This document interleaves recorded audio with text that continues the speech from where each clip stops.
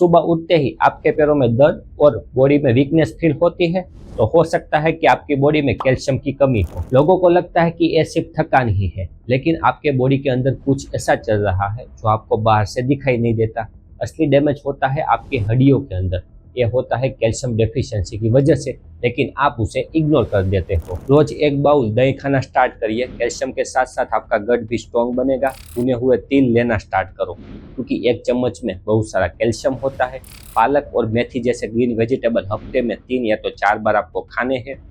रागी की रोटी लेनी है, क्योंकि वो आपके वीक बोन को और ज़्यादा स्ट्रॉन्ग बना सकती है।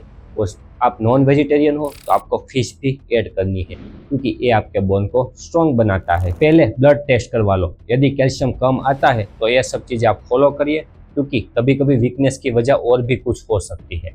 आप ये सिम्टम्स को इग्नोर करोगे तो आगे जाके फ्यूचर में और बड़ा प्रॉब्लम भी आ सकता है। ऐसी ही प्रैक्टिकल हेल्दी टिप्स के लिए फॉलो करें।